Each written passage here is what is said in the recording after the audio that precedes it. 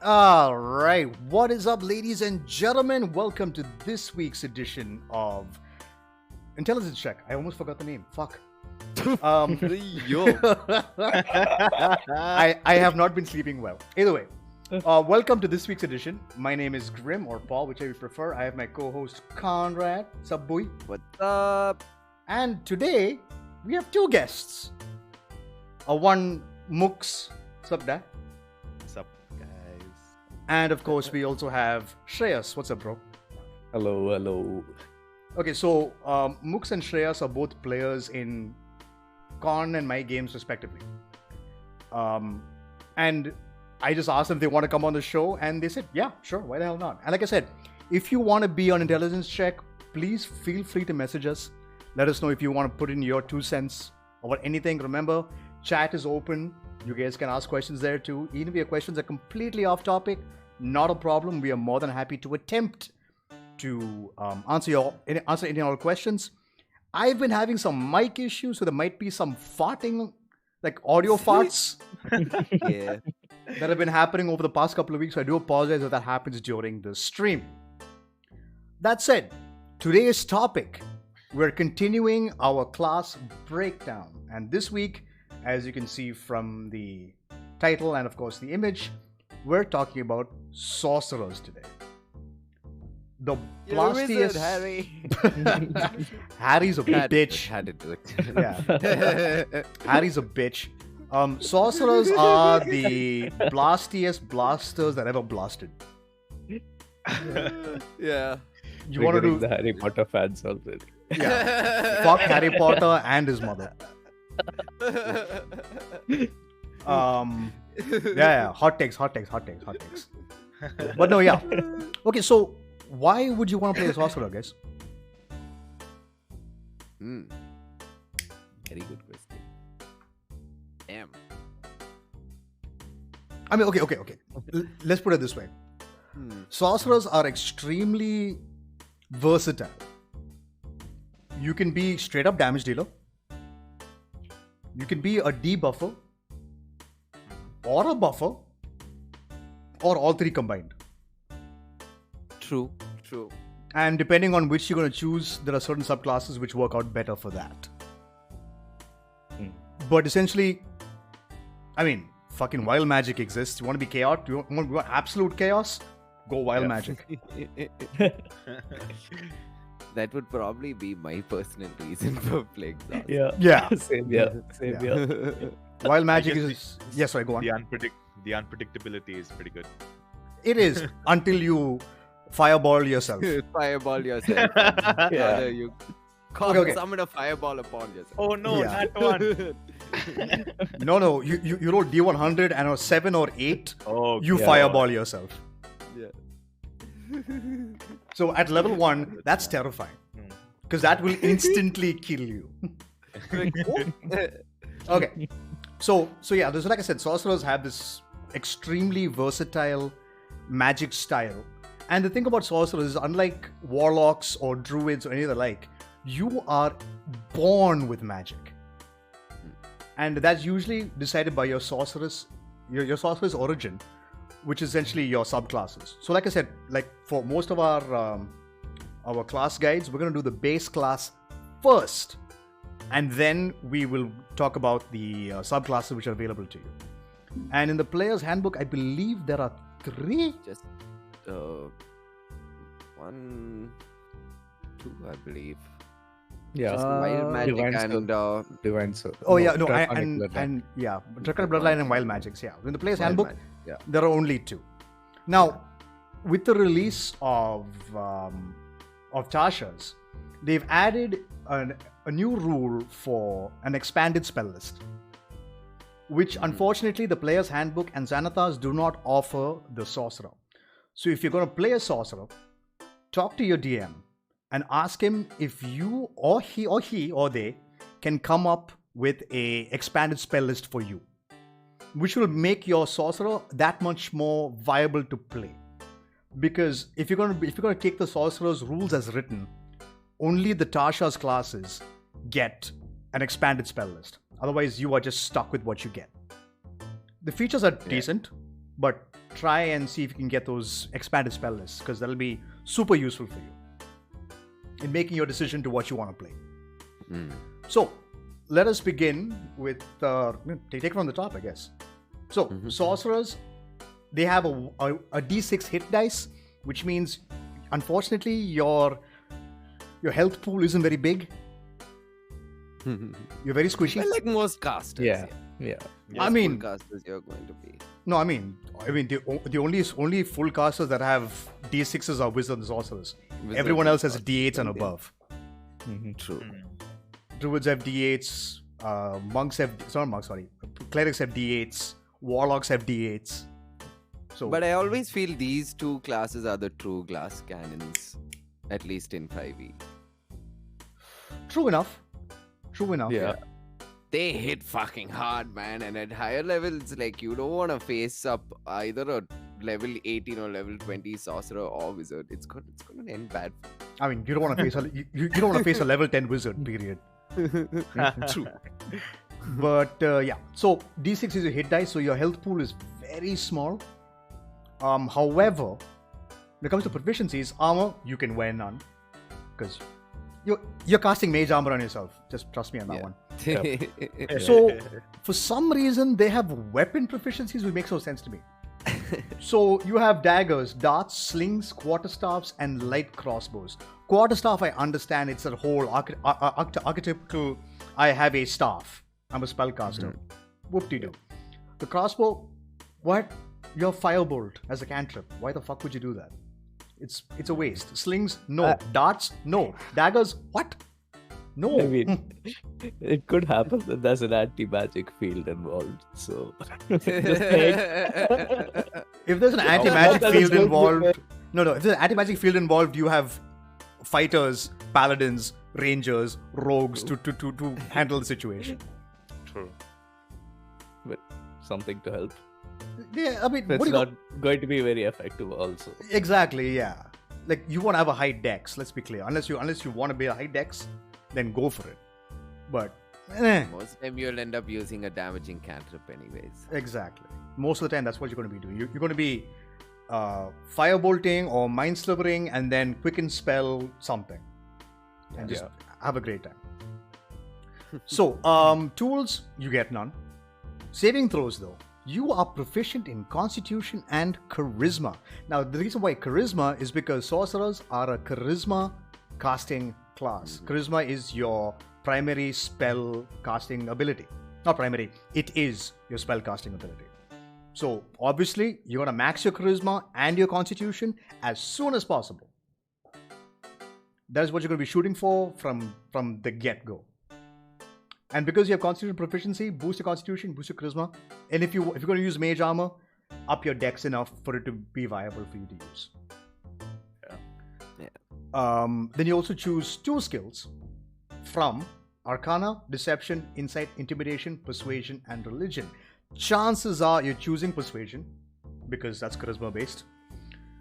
And Deception, or Intimidation if you wish.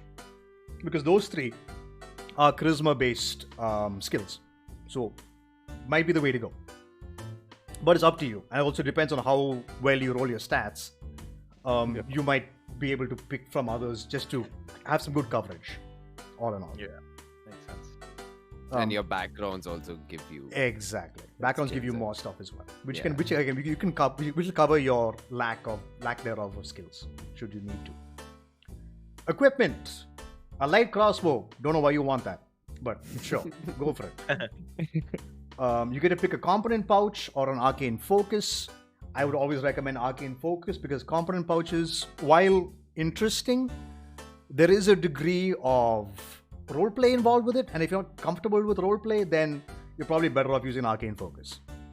Because with the component pouch, if you're going to cast fireball, that requires bat guano and sulfur. Yeah. You're pulling out bat shit from your bag. Squeezing it or pressing it. Again, the idea is if you're using a component pouch, you're describing what you're doing when you're casting your spell. Yeah. That's essentially what that is. So if you want to do that, go for a component pouch. Otherwise, arcane focus. Dungeoneers pack, Explorers pack, up to you depending on the campaign that you're in. And 2 daggers. If you want to be stabby. Be a rogue. Yeah, yeah. Be a melee Right. rogue. You're better off. So starting off at level 1, you are a full caster, so you begin at level 1 with magical abilities because you're born with magic. At level 1, you pick 4 cantrips of your choice on the Sorcerer spell list.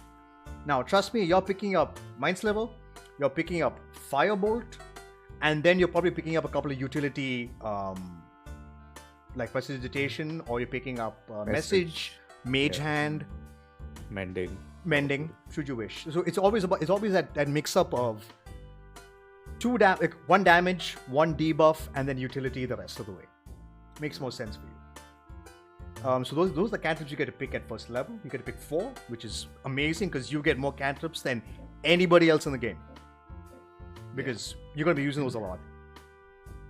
When it comes to spell slots, actually fuck spell slots, spells no. At first level, you pick 2 spells of your choice on the list.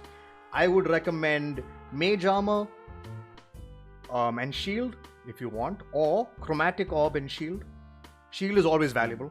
Shield is permanently valuable. A +5 to your AC and you're squishy as fuck with no armor. Shield is super valuable. So I'd recommend those. So Mage Armor, Chromatic Orb, or even Magic Missile if you want. That's Magic a good Missile's spell pretty to have good. in hand. Yeah, Magic Missile at level 1 3 is damage. quite powerful. Yeah. You can't miss. Magic Missile never you don't misses. miss. Yeah. Just pew, pew, pew, there you go. It's only D4s, but they never miss. 3 damage. Yeah. It's pretty good. Apart from that, like saying, Charisma is your spellcasting ability, and every time you level up, you can pick 1 new spell for every level up. So your spell pool is extremely small. However, when you do level up, say you can trade out a spell that you know for a different spell of the same level. So say I have Magic Missile to start. I don't like it anymore. When I hit level 2, I can just grab Chromatic Orb instead of Magic Missile. Up to you to choose. You can mix and match, but only 1 spell per level. That's the only trade-off that you have to watch out for. Once again, spell save DC is what we talked about that. 8 plus your proficiency bonus plus your primary ability, which for you is Charisma. And your spell attacking modifier will always be your Charisma plus your proficiency bonus. And of course, your proficiency bonus goes up as you level up. And then you have Arcane Focus, like I mentioned before. Now, also at level 1 is when you choose your subclass.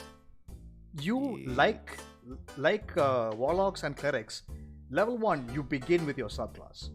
So this is when it's very important that you decide what you're going to be.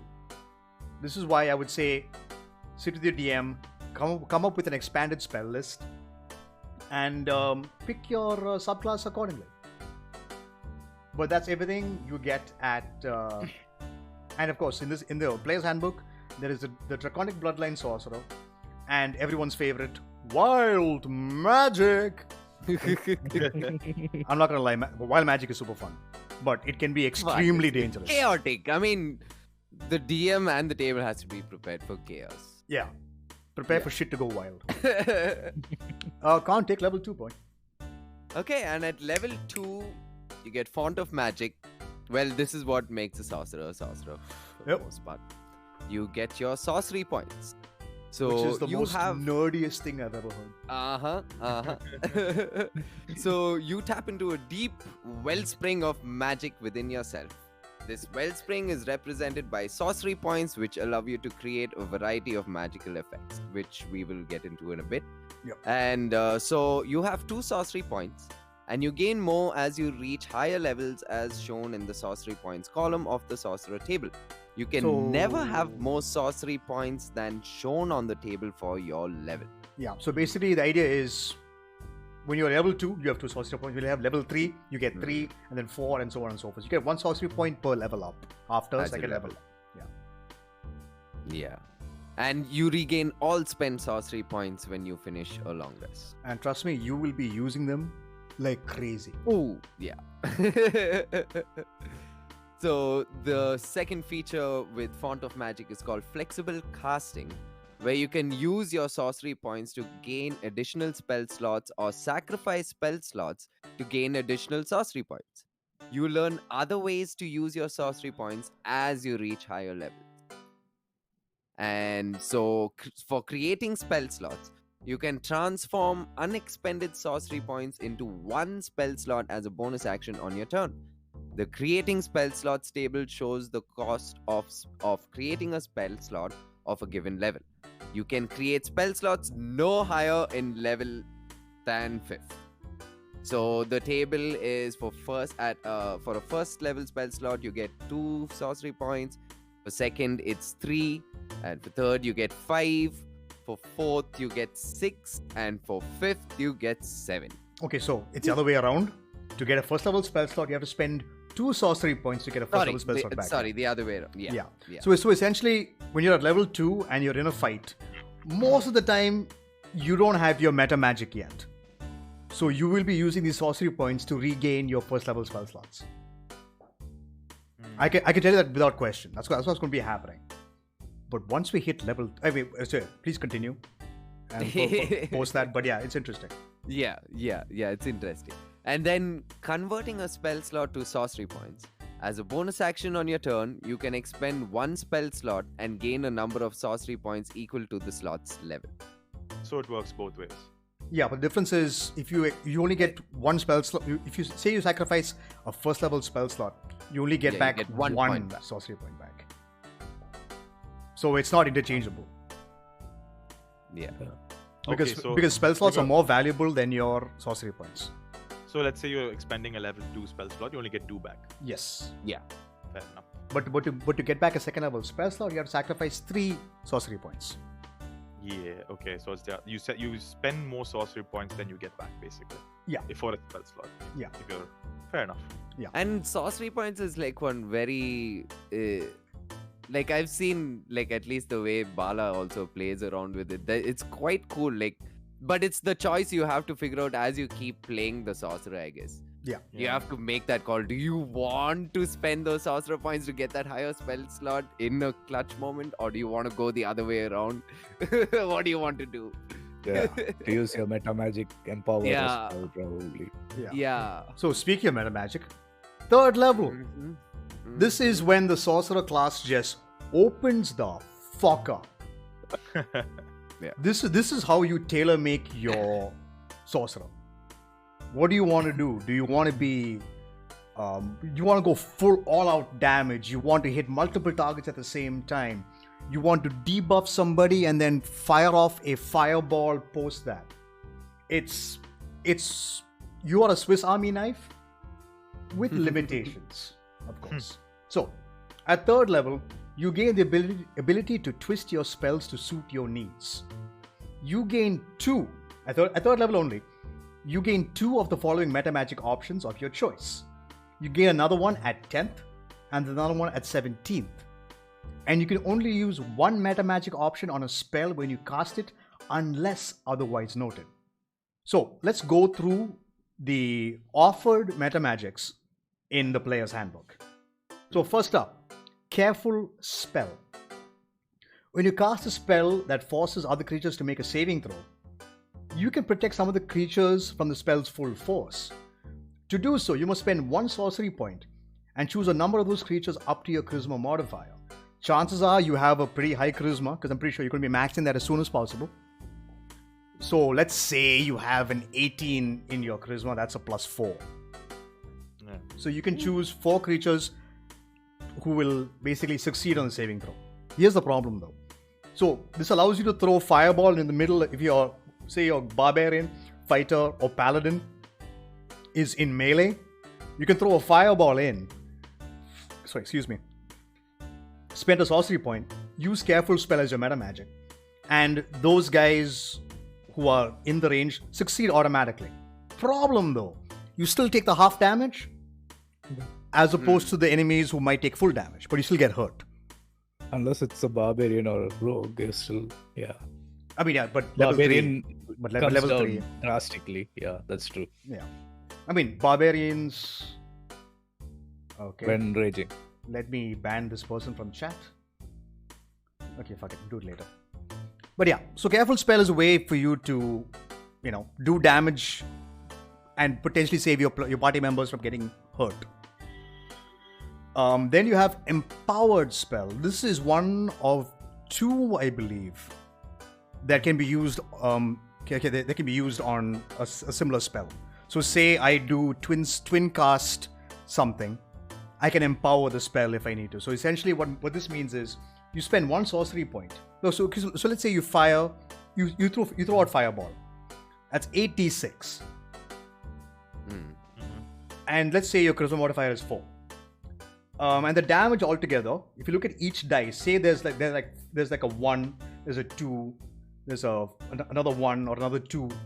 You can reroll as many of those dice equal to your charisma modifier for a chance for you to up the damage. So you can turn a measly fireball into something even more powerful. So Empowered Spell is super useful if you want to be a blaster. As a blaster mage, Empowered Spell is amazing. Yeah, it's Empowered and Transmuted Spell can be used on the same spell. Other meta magics cannot be done so. So Empowered Spell, you want to do damage, this is the meta magic that you want. Next, Extended Spell.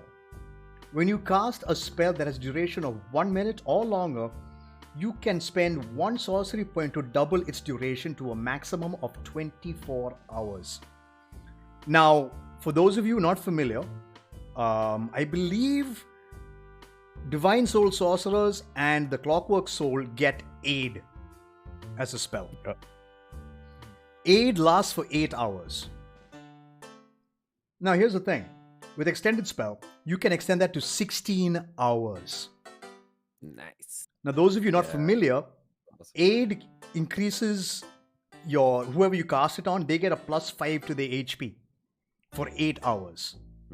Which, I kid you not, is stupidly, it's very good. Useful. More HP, better. Got a frontline tank, up his HP, so he can tank more damage. And you can stack Aid.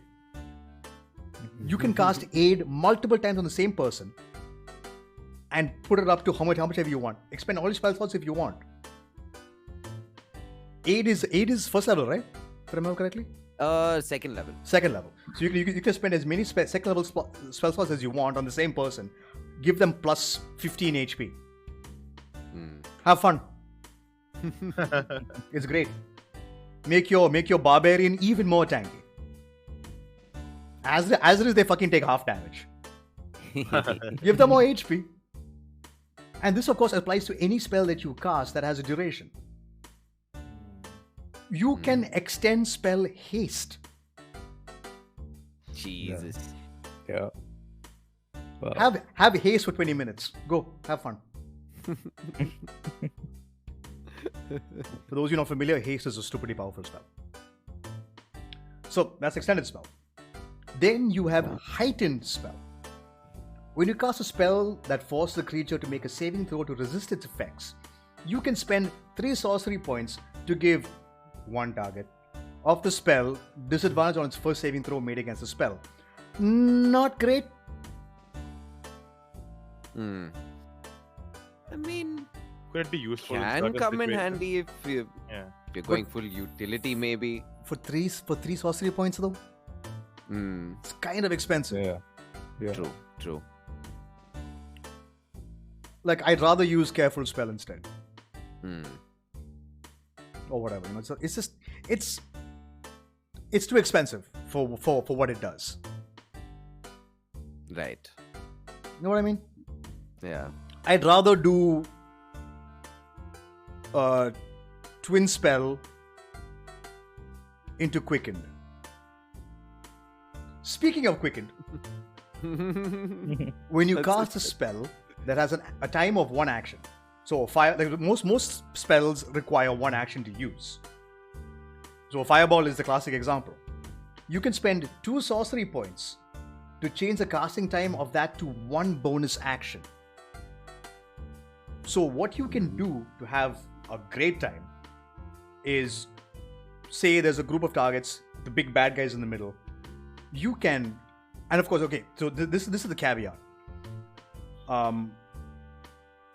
This is one of the only few classes that can cast 2 spells on 1 turn.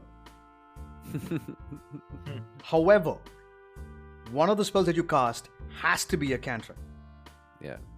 You can't do fireball. You can't do that. But instead, why don't you Mind Sliver Mind Sliver and Fireball. and then fireball? For those of you not familiar, Mind Sliver essentially it gives, if they fail the saving throw, the enemy fails the saving throw, they are debuffed in the sense that they have to roll a d4 and minus that to the saving throw of fireball. So it's more likely that they'll fail the save and take full damage of your fireball, or your cone of cold, or your lightning bolt. It's a way for you to guarantee damage. Yeah. Can get quite nutty with socks. Yeah. Oh, man. Yeah, socks, it's That nuts. Bala only, we've seen. Yeah. He can do Blight. crazy shit. Yeah, Jeez. blight a motherfucker, yeah. Just Mind Sliver, Quicken Crazy Spell, shit to Blight. people. I mean, that day it also he just trapped the one dragon. Huh. guy. Fucked up a It's like, dragon. man, he just kept Yeah. one guy. Jesus. That D4 really fucked them up. But it's very, very interesting stuff. That's Quicken Spell. Then we have Subtle Spell. When you cast a spell, you can spend 1 sorcery point to cast it without somatic or verbal components. This one, I would say, is extremely campaign specific. It's one of those. It's not a bad pickup. Like if you want to do Charm Person, or you want to do Suggestion, perhaps, or any of those other weird spells which you can use to influence roleplay or influence other other NPCs. Subtle Spell is a good way to just kind of like you just kind of wiggle your fingers and the spell is cast. Because normally what happens is, like, how, I don't know about you guys, but in my games, if you cast a spell randomly, people are going to freak the fuck out. Yeah. Yeah. You're like, what the fuck are you doing? Immediately defensive and get into combat. Because this happened in Salt King's Thunder for Mux's game. Sure. TJ casted, what was it? Resistance? No, assistance. I think. No, what was it? He wanted to assist. Guidance. Guidance. Guidance. Guidance, that's what He it cast guidance. Assistance. Yeah, assistance, yeah. Assist. Love it. Yeah, he cast a guidance. Immediately, the barbarians went full on, like, casting spell, attack him, roll for initiative. Yeah. So be very careful how Yeah. you're casting spells. Yeah. So subtle And spell it can actually shows help. probably that the common people haven't seen that much magic at all. Exactly. Yeah. Magic to them is a foreign concept. Yeah. So don't go casting spells randomly in town. The guards will probably come after your ass. And then finally, Twin Spell. So the toss-up. Okay, You're picking up Quicken Spell. That's a given. Agreed? I guess so. Yeah. It's too powerful to give up. Exactly. 2 sorcery points, bonus action spell. You Yeah. are picking up Quicken Spell no matter what you're doing. It's too valuable to not pick up. But now, the toss-up is between Twin Spell and Empowered Spell. Empowered. Yeah. This is the toss-up. What are you going to go with? So, Twin Spell. When you cast a spell that targets only one... Remember, Twin Spell only works for targeted spells. You got to keep that in mind. That's a very important point. You can't Twin Spell a fireball. You can't do that. There has to be a 2-hit roll for you to use Twin Spell. So, when you cast a spell that targets only one creature and doesn't have a range of self, you can spend a number of sorcery points equal to the spell's level to target a second creature within range. So, this is why we were talking about Twin Spell, Mind Sliver on 2 targets, Quicken Spell, Fireball. So 2 targets have minus d4 to their saves if they fail their saving throw against Mind Sliver. So it's very, very useful. So it's one of those weird things. Do you want to make your spell do more damage, or would you rather guarantee that the enemy will fail their save and then do damage on top of that? So it's one of those things that's up to you. do you prefer to debuff or do you prefer straight roll? Because again, empowered spell, it's the roll of the dice, man. Yeah. Like if you have a bunch of ones in that fireball, you re-roll and you get a bunch of ones again. You have to keep those. You have to keep them. So it's one of those things. So you have to use those new rolls, be it good or bad. I mean, odds are it'll probably be better.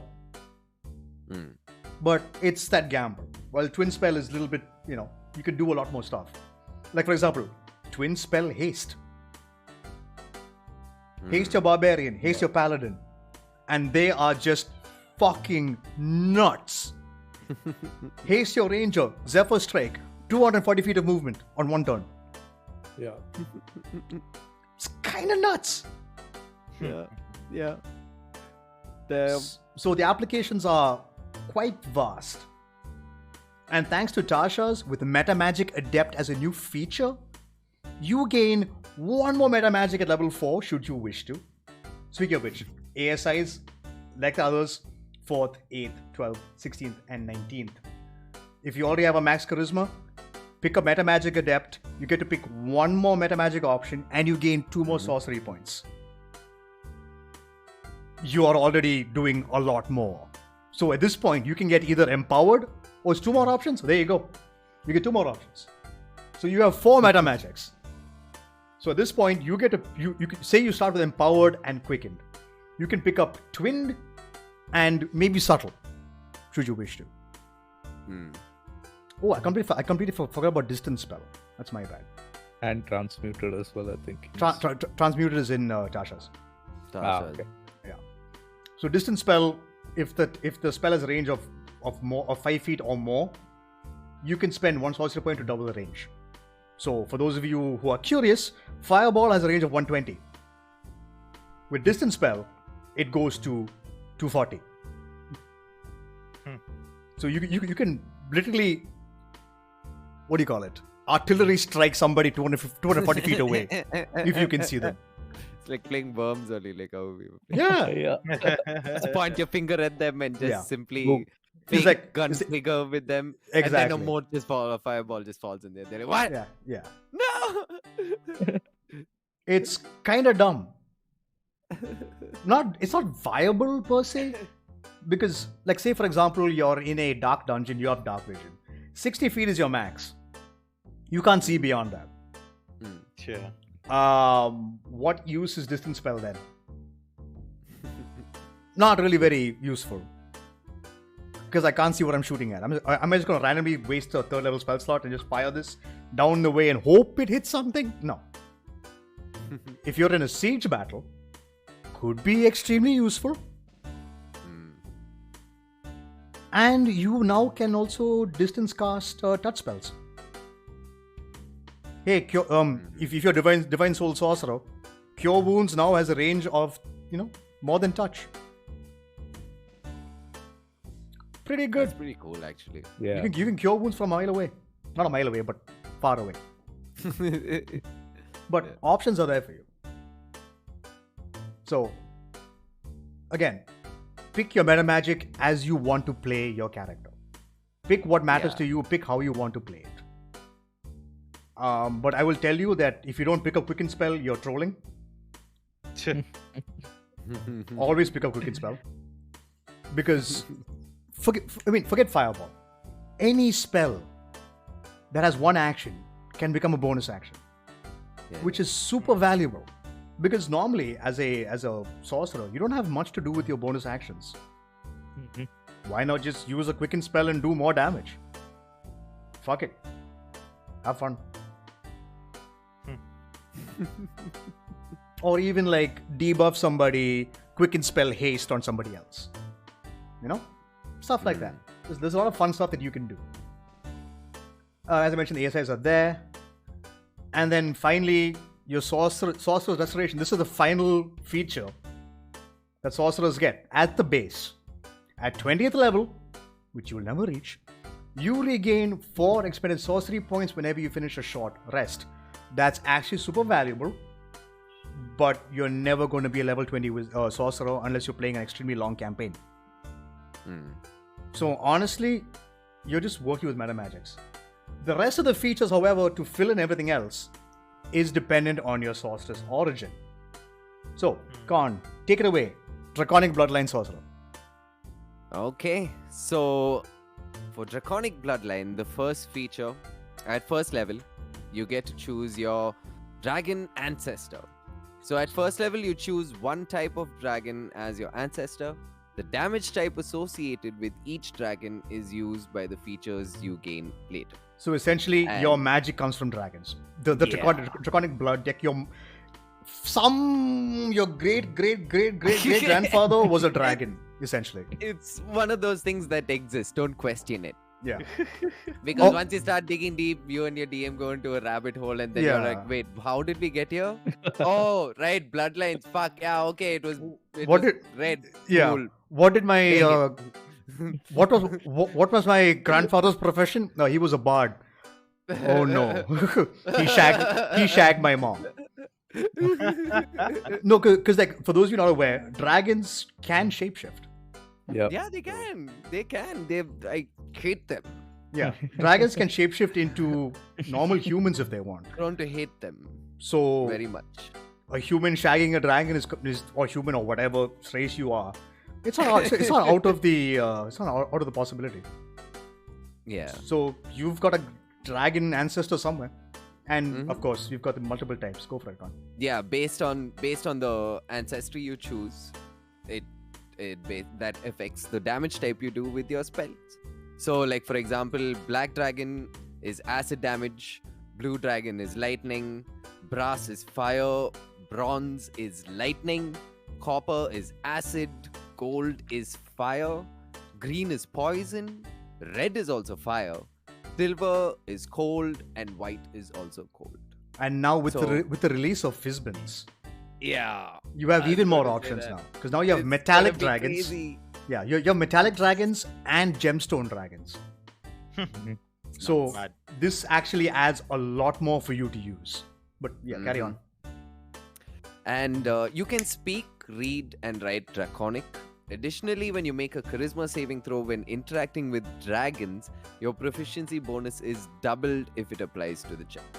So if you're playing And true- come handy if you're Yeah. against dragon. Trust me, you want anything against a fucking dragon. yeah, I so can say. essentially, Mhm. I mean, if you're playing Horde of the Yeah. Dragon Queen or Rise of Tiamat, could be useful. Or Storm King's Toronto. Or something. As we are playing it. I mean, they exist almost everywhere. So Yeah, actually, I think every campaign has a dragon. yeah. Because how can you play D&D without running into dragons? It's in the name itself. Well, it is Dungeons and Dragons. Exactly. Yeah. So that's the first feature you get at first level, and then again at first level you get Draconic Resilience. So as magic flows through your body, it causes physical traits of your dragon ancestors to emerge. At first level, your hit point maximum increases by 1 and increases by 1 again whenever you gain a level in the class. Here's a crazy idea for you. Make a Hill Dwarf Draconic Sorcerer. You gain plus 2 to HP Damn. every time you level up. It's crazy. Yep. Interesting. And you get passive mage armor.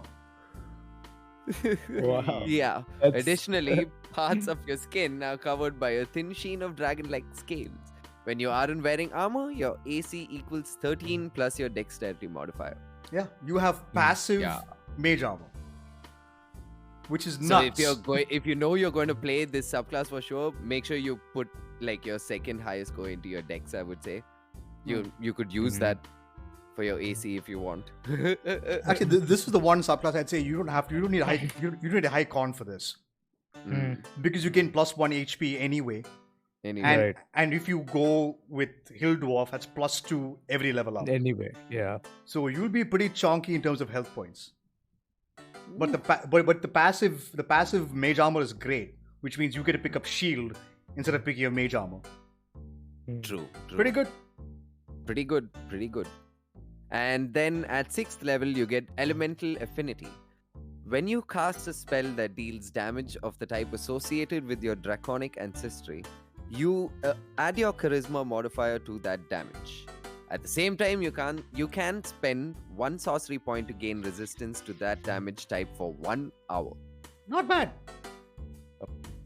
Yeah. So let's say let's say for example you choose a fire. You choose fire as a a red dragon, red, brass, or gold. Gold. Gold. Your fireball is going to do 86 plus your charisma modifier and damage. That's pretty good. It could be, yeah.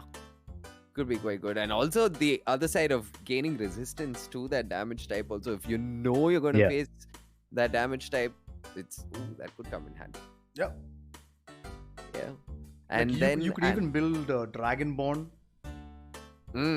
Like you can be, let's say you can be a brass Dragonborn and you choose let's say silver ancestry.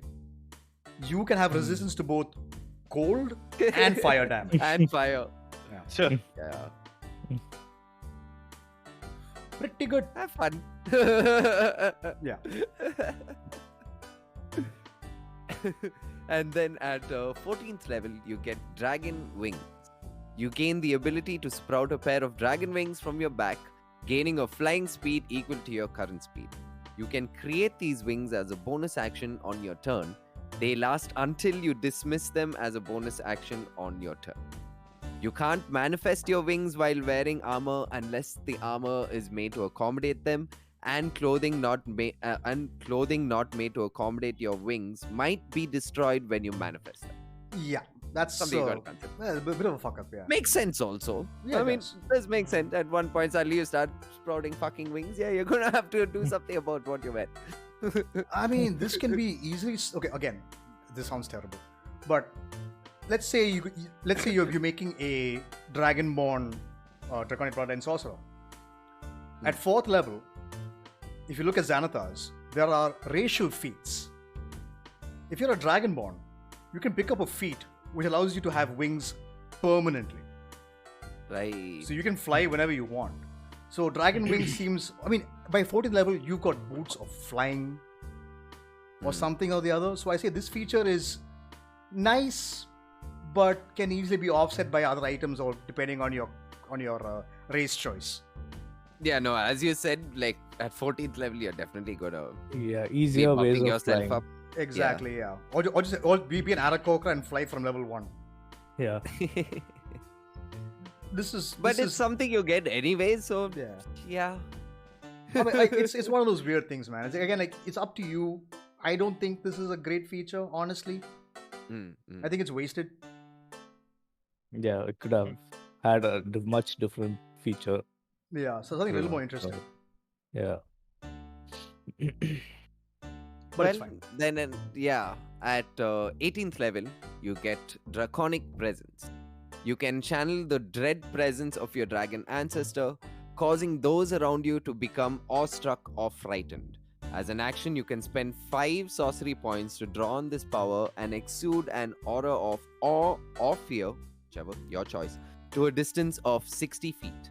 For 1 minute or until you lose your concentration, as if you were concentrating on a spell, each hostile creature that starts its turn in this aura must succeed on a wisdom saving throw or be charmed if you choose awe, or be frightened if you choose fear, until the aura ends.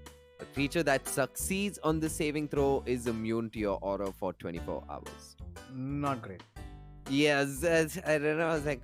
I mean, I know some very low CR rated creatures that have this as just their racial trait. Yeah. Yeah.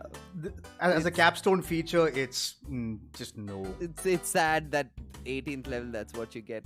Yeah. And Honestly. probably the things you're facing at level 18 can be immune to charming or, Yeah, they're immune to fear, immune to charms. Yeah. Or they have advantage on saving throws. Yeah. So, I mean, again, remember, I keep saying this every fucking time we talk about classes. Tier 4 is nigh impossible to play. So, Draconic Presence, and it's 5 sorcery points as well. Yeah. The big spend. It's a huge spend. No. I'd rather It's a just... shame. And it takes an action to do so also. So it's like, no. And it's concentration. Yeah, this subclass starts off great, but To then level- yeah. falls off. Till level 6, Falls off after amazing. 6th level. Yeah, 6th level, It just great, falls and off then- from there, your last 2 levels are little. Yeah. I mean, if you want to play it, homebrew something these last 2 levels with your DM. Y'all sit and homebrew something together. Yeah. Because it's got a good base. Up till 6th level, it makes sense. It's nice. You just need something little more. I mean, come on, you don't want to be worried about how intimidating you are to people at 18th level. If you want to intimidate them, snap their finger and make them disappear or something for a few seconds and bring them back, then you have their attention. Yeah. I mean, like, I'd rather, like, okay, what's it called? The Draconic Resilience. Scale that up. It scales up at level 14. So my AC will now be 15. Nuts. Yeah, That'll be 15 plus my nuts. dex modifier. Yeah. You know, make me more tanky. And your outer appearance layer transformation also starts to actually show a little bit more. So make Yeah. it cool that way also. Exactly. You'll start looking a little more draconic. Your elemental affinity, the damage goes. You can add your proficiency bonus to the damage plus your charisma modifier. Yeah. You know, that'll be a little more interesting. Rules as written after level 6, the Draconic Bloodline just kind of drops off. At this point, it's multi-class. Be a warlock. Be a paladin. Be a bard. You know, you're better off with that. Honestly. Because you can twin cast Eldritch Blast. And at level 5, that is 4 beams. Jesus. Yeah. So that's Draconic Bloodline. That's Draconic Bloodline. Sad the- that it fell off at the end. Yeah, it falls up at the end, unfortunately. But what you get up front, pretty good. Pretty good. Pretty good. I think, as you said, multi-classing with it is a good Yeah, idea. Probably a good idea. And now we come to everybody's favorite. Well, much. All the Wild. chaotic ones is favorite. Yeah. Yeah. I mean, wild magic is just so much fucking fun. Yeah. So, your innate magic comes from the wild forces of chaos that underlie the order of creation. Now, as everyone knows, chaos is a constant thing. Entropy is real. And that's where you draw your magic from. And the best part about wild magic is you can come up with a wacky fucking backstory. You were present when a bunch of gods were fighting. And their clash of their magics gave you magic. And it's uncontrolled, it's just absolute fucking chaos. It's such a cool roleplay. Like you can even be a mentally broken human, whatever creature you want, and you're always like absolutely batshit insane. And this is a good thing to have as a roleplay element. It's good fun. So, right at the gate, the first feature you get is called the Wild Magic Surge.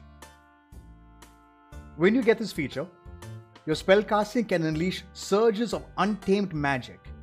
Immediately after you cast a sorcerer spell of first level or higher, the DM can have you roll a d20.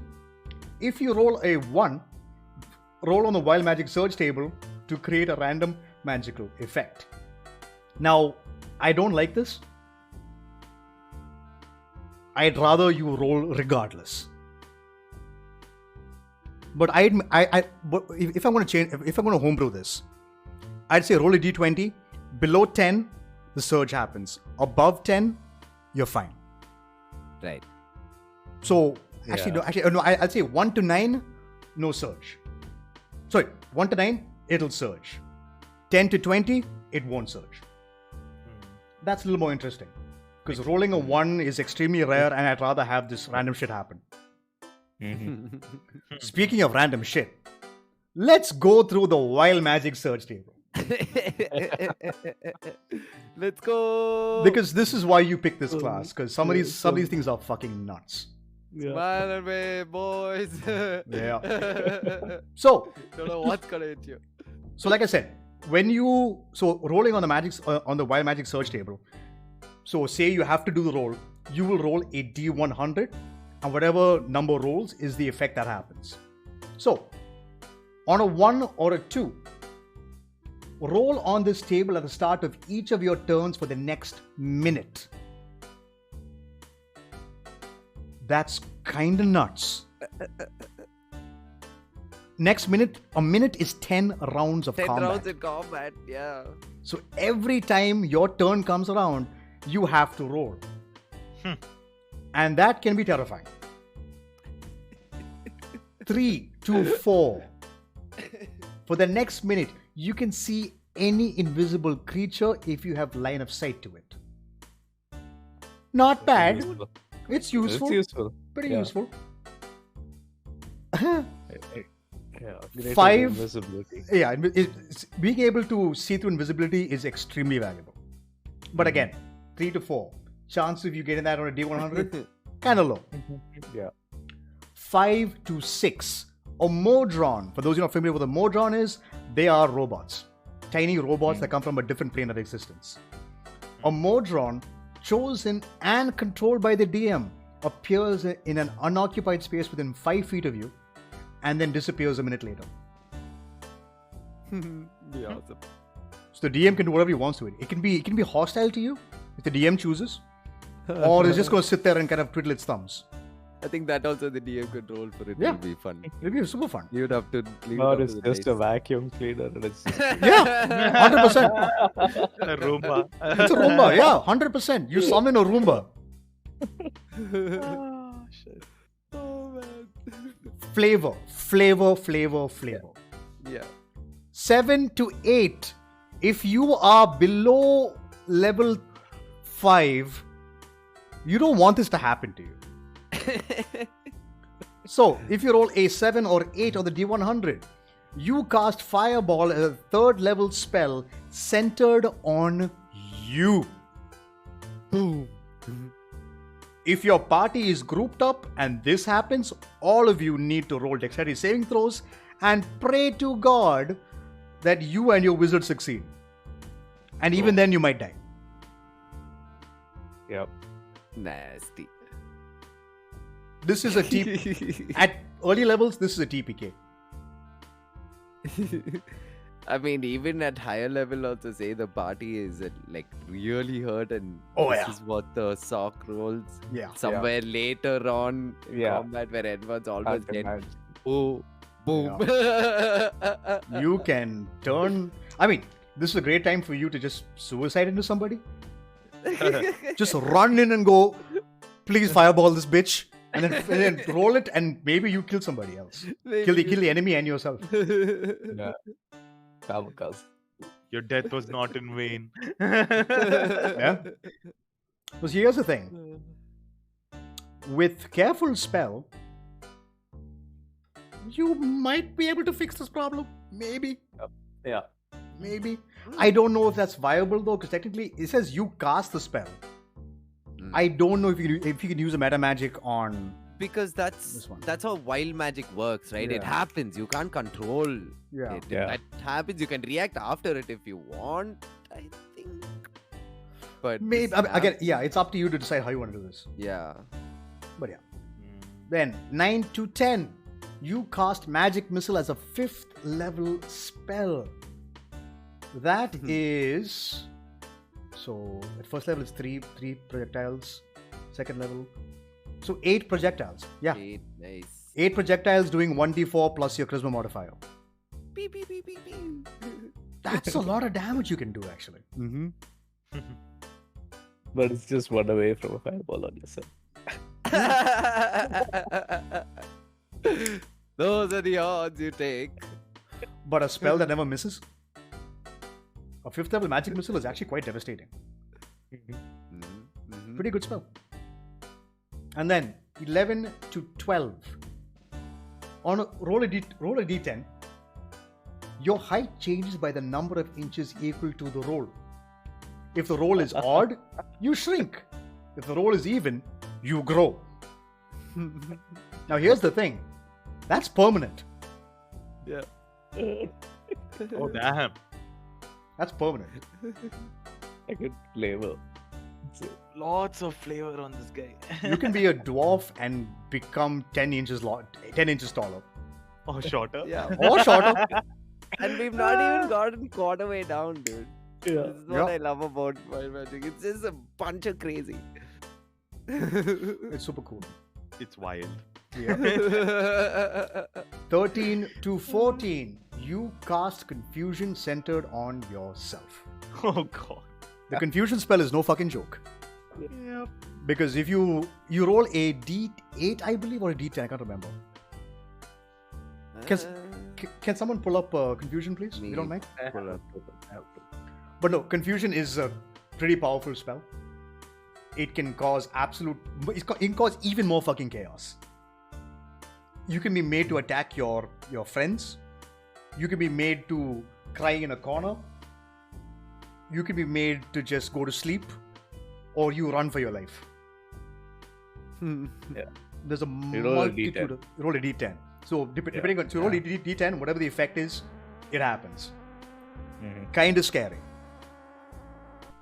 but could work in your favor, or it may not work if you completely fuck up your entire party, entire campaign, the entire fight, whatever it is. Confusion is actually a terrifying spell.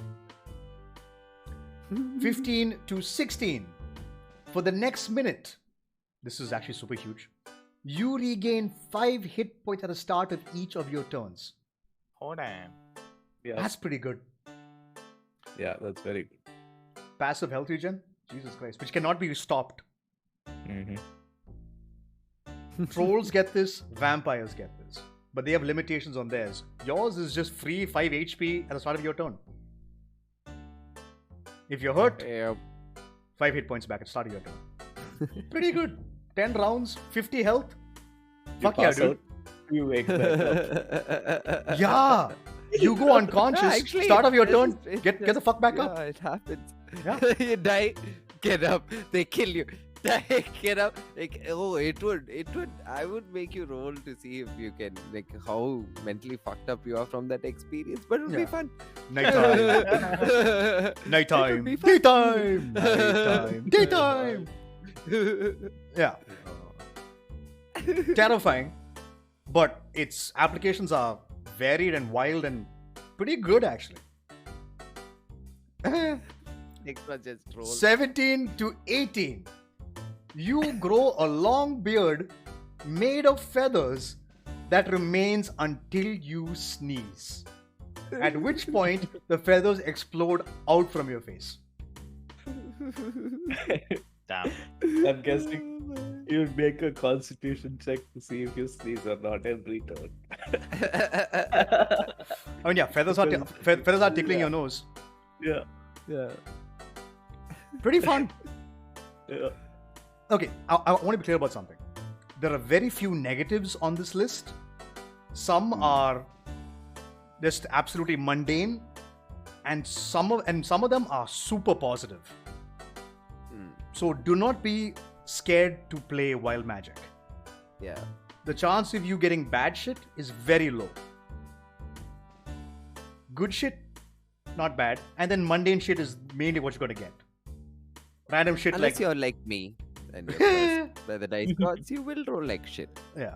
I rolled a 5 that day, remember? On Yeah, the you rolled D100. a Yeah. Yeah. Be that shit. So there you go. You get a beard made of feathers. Have fun with that. Like there's potential for that to use that in combat, potential to use that in roleplay. Could be fun. 19 to 20. You cast Grease.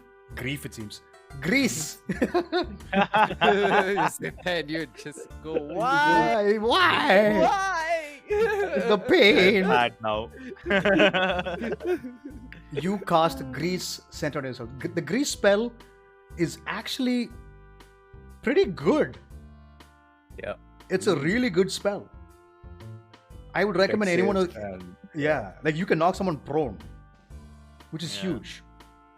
I mean, okay, so rules as written, you can't light grease on fire, Yeah, but some people allow it, and I it's fun. loved it. It's fun. It's fun. Just light it on fire. People take constant fire damage if they're on it, and every time they stand up, if you're in the area when grease hits, make a dexterity saving throw or fall your ass down. becomes difficult terrain as well, right? Exactly. Yeah. You have half Yeah. movement, Mm. and every time you start your turn in the grease, make a dex save again to stay standing. So its application is very useful. Like you can go spike growth, grease. Person's running at you, they slip and they cut their way through the entire spike growth. You create a meat grinder. Or a spicy slip and slide. Yeah. Targets take 2d4 for every 5 feet they move. Oh, it's nasty. 2d4. So the spike growth, I believe, is a 20-foot area. Hmm. Grease is also 20 feet. They slide through that. That's a lot of damage. Yeah. That's 8d4 of damage as you slide through that shit. Is that, I think 84? Did I do the math right? 5 feet, 20 feet, Yeah. 4. Yeah, 8d4 damage. Yeah. Which is a lot of damage. That's a lot of damage. So, applications of, I mean, again, this is a random chance, but I'm saying the grease spell has applications which people can abuse and use. Players and DMs. DMs, use this shit. Piss off your players. It's good fun. 21 to 22. Creatures have disadvantage on saving throws against the next spell you cast within the next minute that involves a saving throw. Pretty valuable. Pretty fucking valuable. Once again, say you're doing a twin spell, quicken fireball. They have disadvantage on saving throw. They're more likely to fuck up. Pretty good. And remember, it says creatures. You cast fireball. All of them have disadvantage. That's pretty fucking good. Can you imagine, dude? A group of 20 creatures have disadvantage because you rolled 21 and 22? That'll be insane. And it's all creatures. There's no upper limit. Yep. Yeah. 20, 30, army. Everything within a 20-foot circle gets fucked. Pretty good. 23 to 24. Your skin turns a vibrant shade of blue. Permanently. However, this can be removed with a reverse curse spell. So, have fun with that. Could be fun. Middle of roleplay, suddenly, blue. I'm blue, that, whatever. You can just do whatever the hell you want. It's good fun. 25 to 26. An eye appears on your forehead for the next minute. During that time, you have advantage on perception checks that rely on sight. Ooh. Again, mundane, but useful. Yep. In the middle of combat, may not be very useful, Yep. Yeah. but could be good. 27 to 28. For the next minute, all your spells with a casting time of 1 action have a casting time of 1 bonus action. Damn. You get free quicken spell. Literally. Yeah. Fuck. But still, it'll be a spell and a cantrip. So Still, yeah, but the point is, yeah, it's nuts. you can. Yeah. I spend no you can go sorcery crazy. points. Yeah, I spend no Yeah. sorcery points. Yeah. You can do firebolt and then do another spell, Yeah. Good fun. basically. Oh, technically, you can just go And that's for the next dash minute. action. Yeah, so you can go dash action, fireball. Dash action, Yeah. fireball. Yeah. Because all spells with one action becomes a bonus action. You have no For the choice. next 1 minute. Yeah. It's like one whole combat, Yep. basically. 29 to 30. You teleport up to 60 feet to an unoccupied space of your choice that you can see. You just randomly teleport. That's pretty much it, honestly. That's all. Free Misty Step. Yep, free Misty Step. Free Misty Step. Actually, Misty Step is 30 feet. This is 60 feet. That's 60 feet. Yeah. Yeah. So pretty good. Then you have 31 to 32. You are transported to the astral plane until the end of your next turn. After which time you return to the space you previously occupied or the nearest unoccupied space if that space is occupied. You basically lose a turn. You lose a turn. So random. Yeah. But again, nothing can harm you unless there's a fucking astral dreadnought on the other side of that situation. Portal. Yeah. Yeah, which not even portal. You just so in the middle of combat, suddenly you're like fighting, shooting, whatever. Suddenly, you're gone. Everybody's like, "What the fuck just happened?" And you are floating in the astral sea. And awesome. pray to God that an astral dreadnought is not waiting for you on the other side. Ooh, that'll be a fight. Actually, no, that'll be your death. Oh, yeah. You're dead. You're dead. You're fucking Come dead. back dead. Those things are. I believe those are CR40 creatures. I think. Don't fight them. Yeah. Astral dreadnoughts are terrifying. They can kill gods. So yeah, again, extremely harmless unless your DM wants to be an ass. Potentially scary, but otherwise you're just chilling. You're like, yeah, cool. For one turn, I'm just like, ooh. What am I? Where am I? Who I'm am I? I'm in an infinite space. But that's it. Then 33 to 34. Maximize the damage of the next damaging spell you cast within the minute. Very useful. What's 6 times 8? 48. 48. Yeah. 48. Yeah. You cast Fireball. You do 48 damage straight up. Jeez. Hot damn. You cast Cone of Cold. That's 6d10. 60 damage straight. If they fail the save, get wrecked, son. Any spell you cast within a minute. The first spell you cast within a minute. There's First damage. spell, yeah. The damage will do maximum damage. Brutal. Like I said, Brutal. there's more good shit than bad. Hmm. Yeah, looks like it.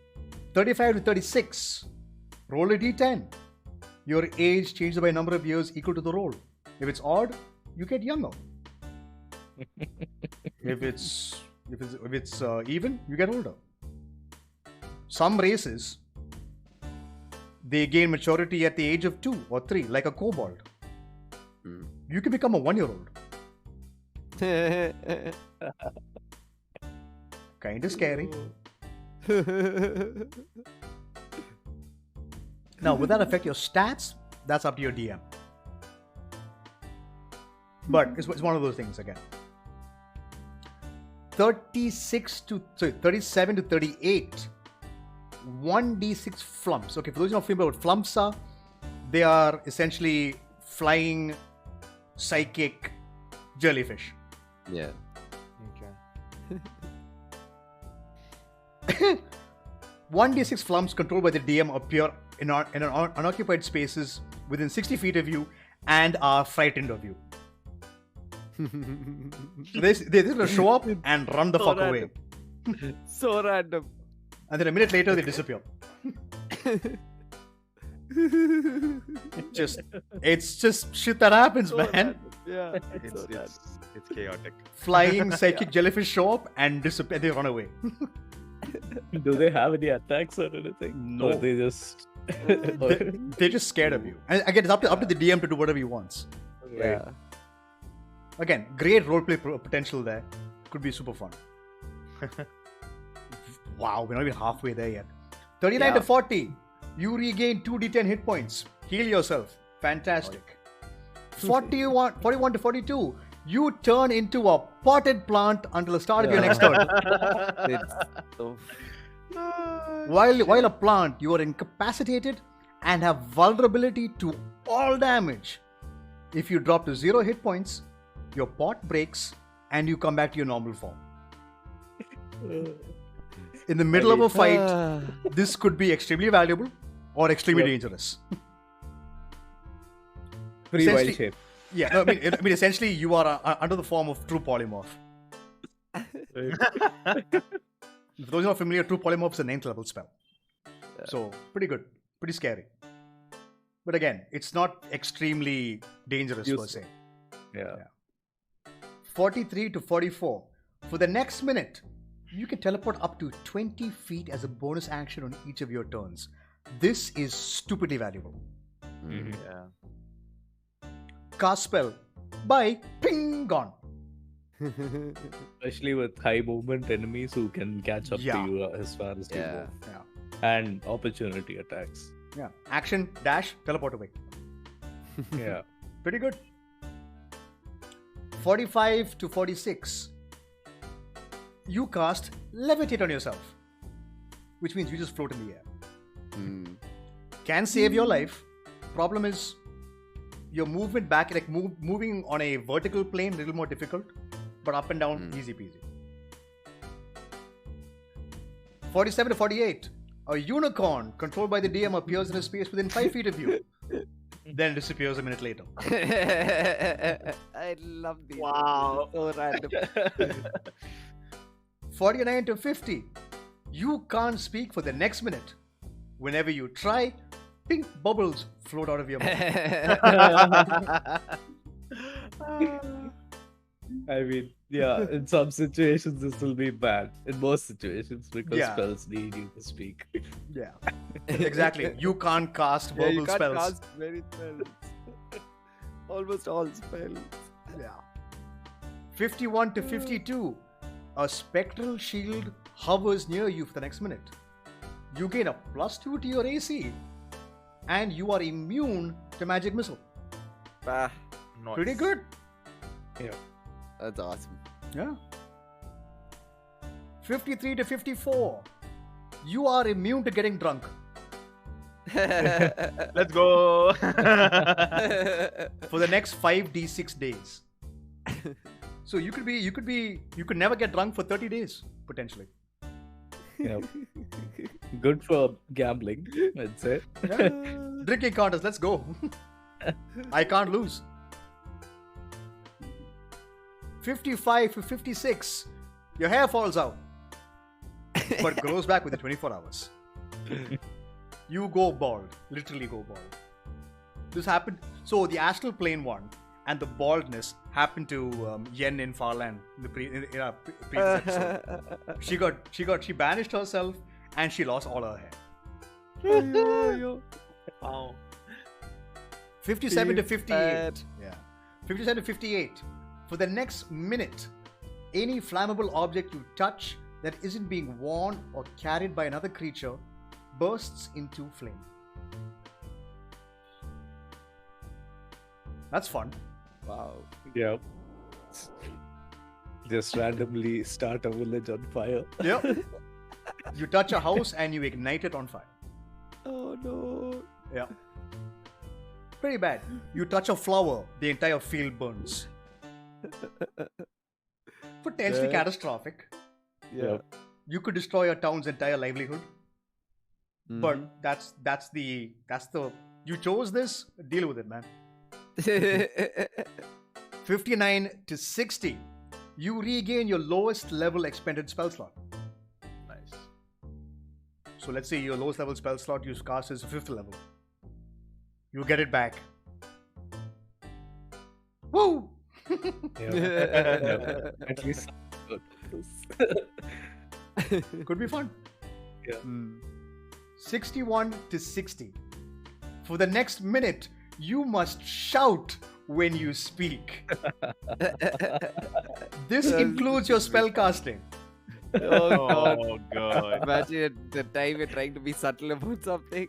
Yeah. This happens. I cast subtle spell. Actually, no. Subtle spell allows you to cast without verbal anyway, so it's fine. Yeah. But generally speaking, if you're trying to be like trying to be stealthy, not happening. It's like you're saying, Yeah. "Are we there? Are we?" Just like you're asking, "Are we there?" And you're screaming it out. Immediately, stealth is gone. Could be fun. 63 to 64. You cast Fog Cloud centered on yourself. Potentially This- detrimental, Yeah. but potentially I was good just gonna also. say, Yeah. Tight situations, if it comes in clutch. Mhm. What will be sad is if you have the upper hand and this happens to you, and now this Yeah. just blinds your entire party from everything else. Yep. Yep. Yeah. Either way. Barbarian's about to get the killing blow. Foosh. Shit. 65 to 66. Up to 3 creatures you choose within 30 feet of you take 4d10 lightning damage. Ooh-wee. Basically free chain like. Yeah. Yep. Free chain lightning.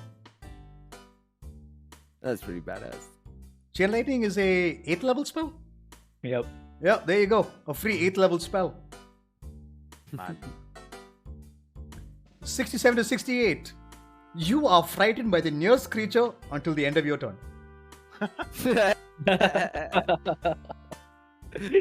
That's ally or enemy. Yeah. Yeah. Could even be Your a party, cockroach. Could be a mouse. Could be a rat. Anything. Anything. You are terrified of it.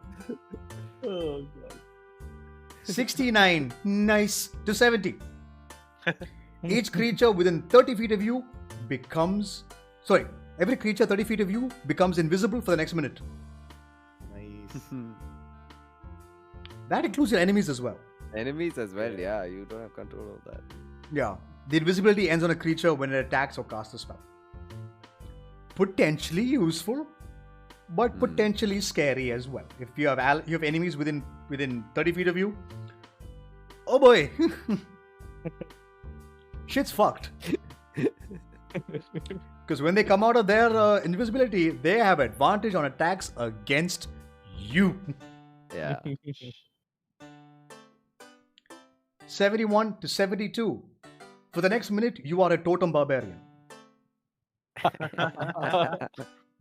You gain resistance to all damage for the next minute. I cannot state, as a squishy caster, this is stupid powerful. Yeah. Resistance means you take half damage. Any damage done to you, doesn't matter what damage type it is, you take half. You have resistance to fire damage. They cast fireball. You make your save. You take half damage. You have resistance. Half that again. With your fuck all amount of health, that's a lot of saving you. Yeah. It's very good. Yeah. Yep. It's very good. 73 to 74. A random creature within 60 feet of you becomes poisoned for 1d4 hours. Oh god. Damn. Oh, yo. Scary. Yeah. It's very. Yeah. Kind of bad. 75 to 76. You glow with a bright light in a 30-foot radius for the next minute. Any creature that ends its turn within 5 feet of you is blinded until the end of its next turn. Disadvantage. You can't see. You can't see. I mean, this can fuck you up also. Yeah, 100%. Yeah.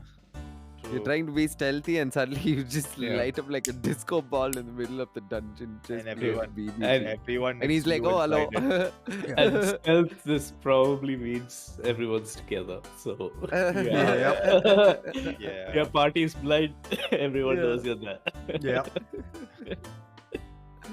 Like, oops, my bad. Just flashback. Ah, fuck. For 1 minute. Yeah. 77 to 78. You cast Polymorph on yourself. And it uses your spell save DC. If you fail, you turn into a sheep for an hour. Oh, What? man. Yeah. You polymorph yourself into a sheep. Same rules apply. Find the sheep. I mean, your DM will have a sheep's stat block. Yeah. You take the damage. The sheep's Versus form will zero, drop, you come and back. you come back to your own form. But till that point, you have the intelligence of a sheep, the health of a sheep. So chances are, you're in the middle of combat, you turn to a sheep. You're probably going to look for some grass, or you're just going to be terrified for your life. Remember, when you cast polymorph on yourself, you take on whatever you turn into's Intelligence. intelligence. Statistics. Yeah. You know who your friends are, so you want to attack them, but you won't be as intelligent as you You're not normally smart. are. Yeah. You're a dumb creature. 79 to 80. Illusionary butterflies and flower petals flutter in the air within 10 feet of you for the next minute. Oh, God. Just that. You just see a bunch of petals and butterflies floating around you. You're getting your ass kicked. Yeah. 81 to 82.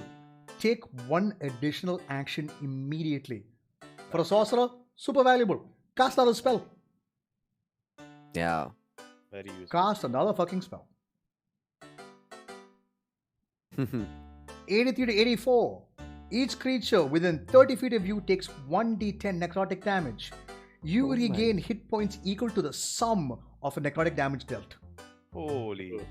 Yeah, Pretty good. that's nice. Yeah, free healing, free damage. Free healing. Exactly. I mean, it's gonna hit your allies for the Yeah, it's your allies too. Most definitely. That's true. That's true. Yeah. But if you got a barbarian, you'll be fine. True, true. But still, 1d10, 30 feet of you. Pretty powerful. 85 to 86. You cast Mirror Image, which I can never understate. That is Yeah. a very good spell. Very useful.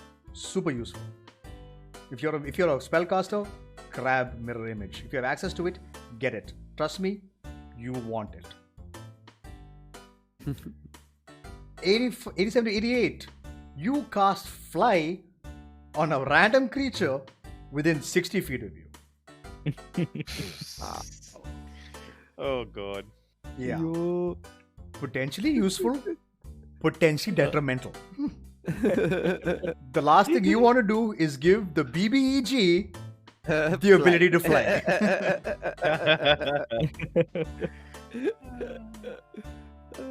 And it's random. I'm guessing the creature who's receiving it is not going to be expecting it. Not at all. Imagine you're fighting like a fire giant and suddenly you give it fly and oh my god. So so My when God. all these randoms, it's basically based on the DM, right? Like they'll be like roll a d10 or a d20 and then No. Like, Yeah, depending on the number of you roll a creatures. so you roll a D. Do you want?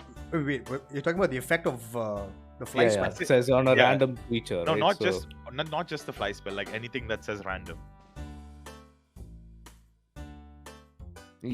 So yeah, In he's the just effect. asking in general. Yeah. If something Yeah. is random, do you roll for it? Is what he's asking. That'll right? be. I mean, that'll be an easy way. I mean, that'll be a fun way. Or the Yeah. DM just says this person. Someone. Yeah, fair enough. But so like, say there are 20 enemies. Roll D20. 220. Yeah, that's what I was thinking. Yeah. If there are 30 enemies, roll a D20 and a D10 or 3 D10s. Yeah. We'll go from fair there. Hmm. 89 to 90. You become invisible for the next minute. That's nice. During that time, other creatures can't see or hear you. That's, You can yeah. walk peacefully. However, Wherever. the invisibility ends if you attack or cast a spell.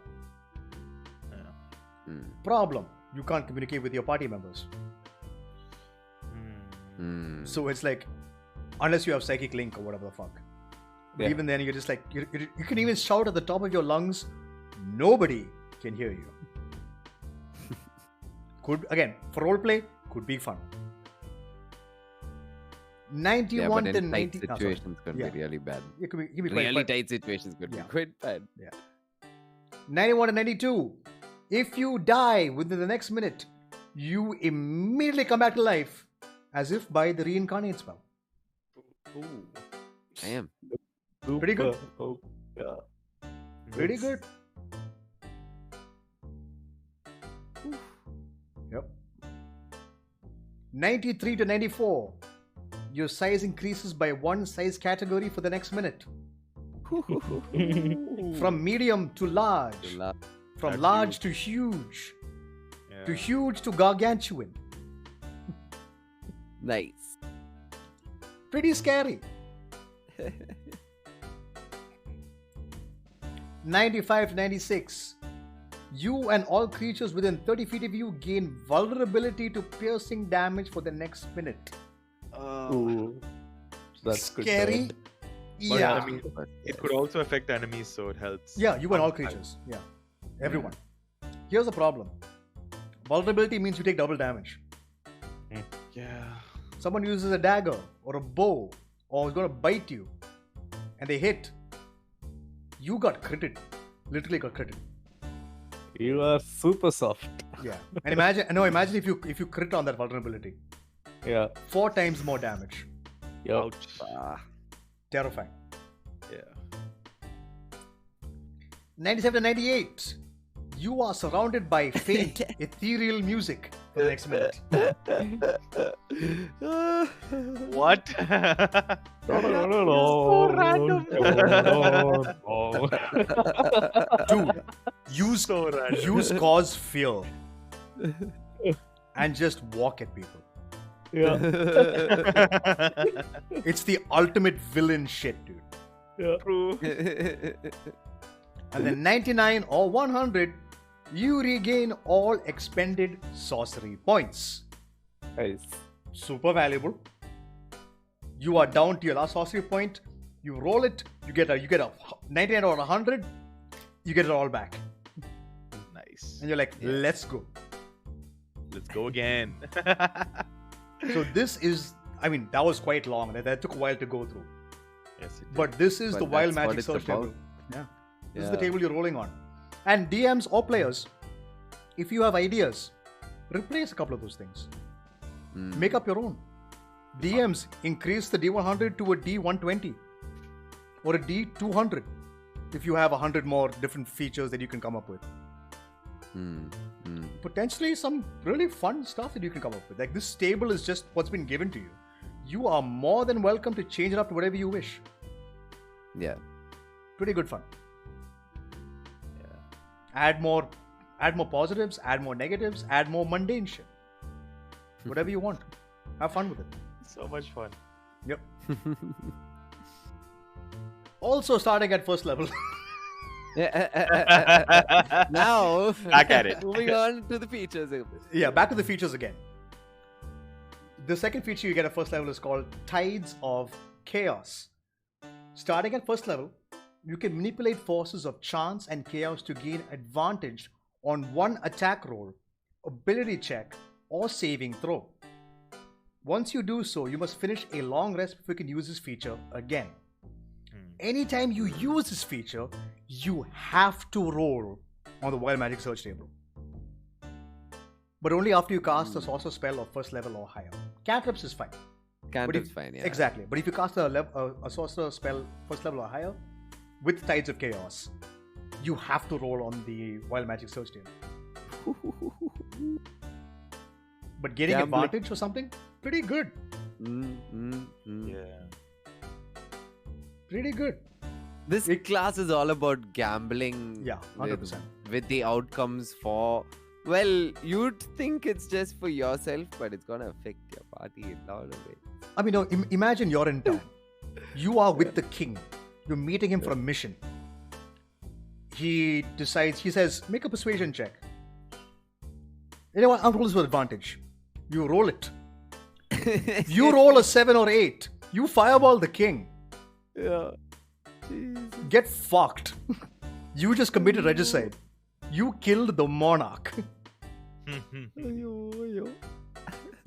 That's campaign over. Yeah. It's crazy. It's all about chance, and I think it makes it fun. Super fun. Super fun.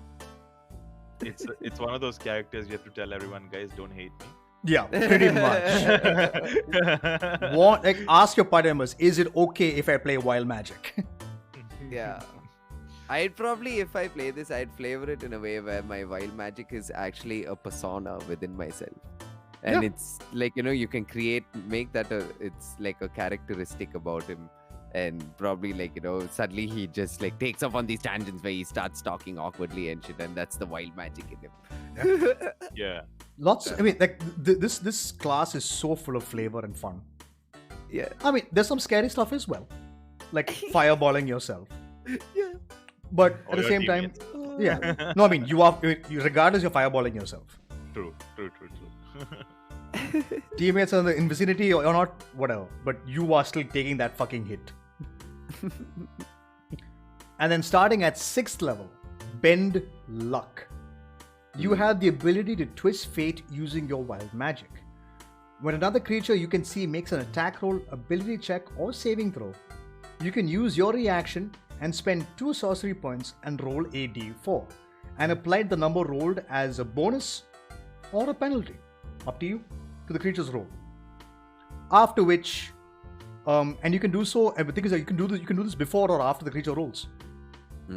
But before the effects of the roll can occur. So it's one of those things that you have to like, am I going to do this, yes or no? Yeah.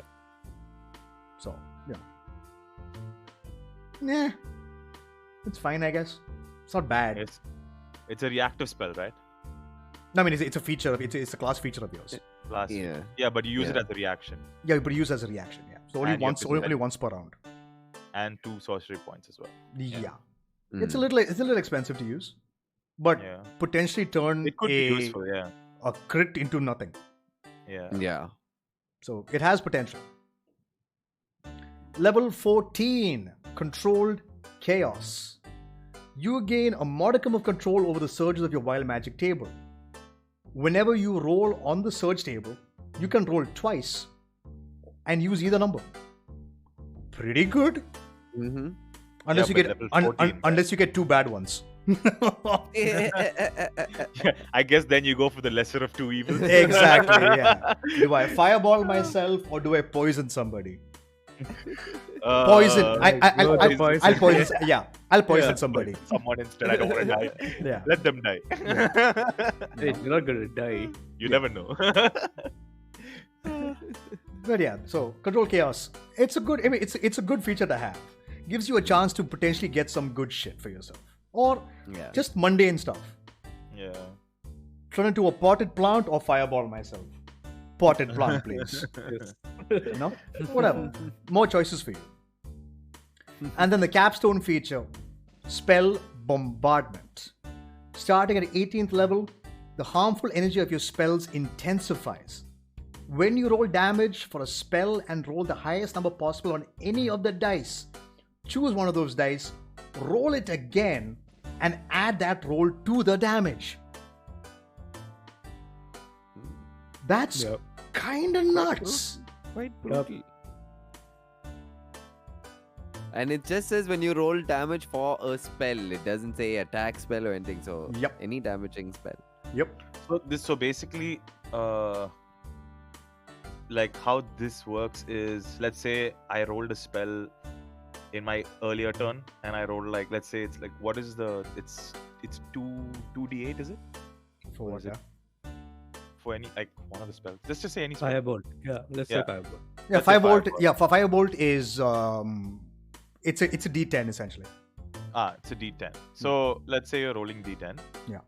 And let's say you rolled a 10, right? Yep. And you can use that 10, or you can re-roll that d10 on any of your spells in later turns. No, that's same spell. So essentially, The same spell okay, immediately. so yeah, so Yeah. so let's say you're at, I think, okay, let's say level 5. Okay. And I know Spellbound is level 18, but let's say level 5 because this is the only one I can remember properly. So at level 5, your cantrip dice double. Yeah. So your firebolt now becomes 2d10. Yeah. So essentially, if I roll firebolt, I roll 2d10, I can pick that. So say I get a 10 on one of the dice, I roll that again. I make my firebolt do 3d10 instead. Ah. Yeah. Sort of like you're adding one more. You're essentially adding one more dice. Yeah. So a third level fireball No, my becomes question was that you have 9d6. to use it on the same spell on the same turn. If you wish to. Okay. And you can keep using it every turn, is it? Once per turn, yeah. Once per turn. Yeah. Which is pretty good. It's pretty good. Yeah, that is pretty good. You can up some damage. Yeah, quite a bit. But the possibility of you rolling a 10 or an 8 or a 6, depending It's on what possible. I mean, depending how many dice you're throwing. Yeah. True. More dice, more probability. More probability of getting high numbers. Mm. But that's the thing. The highest number possible on the dice must be available.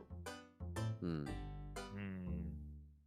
And if you're again, we keep coming back to Fireball, which is, I'm not gonna lie, it is the signature spell of Dungeons and Dragons. Everybody knows Fireball. Yeah. Chance of you getting a bunch of 6s on Fireball is very, very high. Yeah, true. So you could add another d6 to that. Jesus, 9d6 Fireball at 3rd level. That's pretty good. That's basically a 4th level cast of Fireball. True. Yeah. But yeah, that's the Sorcerer, guys. From the Player's Handbook. Of course. Yeah, there are a lot more cooler subclasses out there also. Yeah. Once we hit Tasha's and Xanathar's, you'll see. But if I was to choose one of these, I'd go Wild Magic, bro. Mm-hmm. Like I would go Wild Magic all the way. If I'm going into Draconic, 6 levels of Draconic and the rest of it into something else. Makes sense. Multiclass it, yeah. Yeah. Sorcerers, like, okay, so I keep saying multiclassing is a bad idea, but Socks, good idea to multiclass. Yeah. Rangers, good to multiclass. Rogues, good to multiclass. Sorcerers are great with bards and especially warlocks actually, because warlocks, we'll get to it, but I'll mention it right now. Warlocks, you only gain 2 spell slots forever, but you use the spell slots. On a short rest, they're back. So if you multiclass Warlock Sorcerer, you can sacrifice your Warlock spell slots to gain sorcery points. Take a short rest, get those slots back. You have an infinite resource of sorcery points, Yeah. which is super valuable. Super valuable. True. Which fuels your meta magics even more. Go meta magic adept, grab some more shit, have fun. Nice. I would highly recommend everyone play a sorcerer at least once. Yeah, now you got me thinking about it. Yeah, dude. Everybody's like, I don't know, so much to read. When you read it, you're just like, oh my, I have so many ideas. Yeah, fucking go nuts. So many. Go crazy.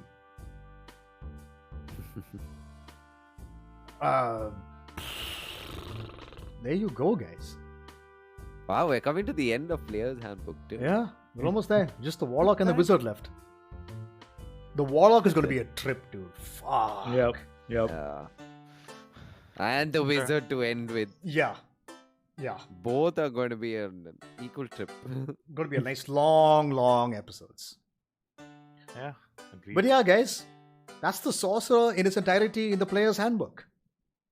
Highly recommended, good fun, lots of versatility to play with, depending on how you want to play.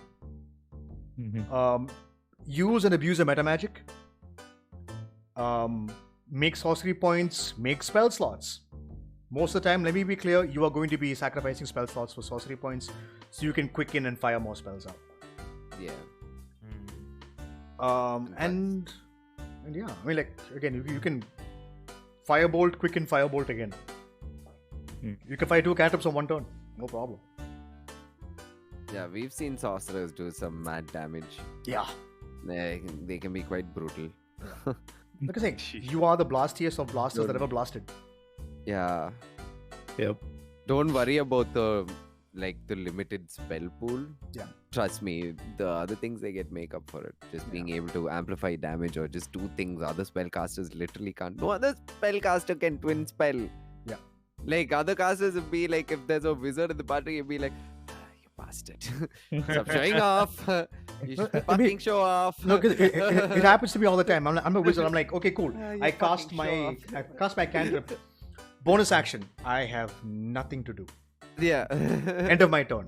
Sorcerer. I cast cantrip. Quicken spell. Fucking fireball or lightning bolt or cone of cold. Whatever the fuck. You're just like, man, fuck. I want to do that, but you can't. Yeah. That's what sorcerers bring to the table. You need to remember that. They have their arcane ability is super cool. Super fun. They're the cool boys at it. Yeah. So have fun. I mean, of course, sit with your. If you're making a sorcerer, sit with your. Especially if you're using Xanathar's classes or you're using the player's handbook classes, talk to them about an expanded spell list. And the best thing about Draconic Bloodline, because you have access to the different ancestries, plus gemstone dragons, plus metallic dragons, you can create an extremely Jeez. impressive spell list depending on the ancestry you choose. Wild magic, do some illusion spells or enchantment spells into the mix of it as an expanded spell list. Shadow sorcerers, which cover in Xanathar's. You can get shadow-based spells like darkness or Evard's black tentacles or something that's thematic and that fits your subclass in terms of what it is. Some really fun stuff can be made, and I would highly recommend you do that, because at the moment the Clockwork Soul Sorcerer from Tasha's is without question the best sorcerer subclass, and in second comes Divine Soul Sorcerer, because you gain access to the cleric spell list. Wow. Healer.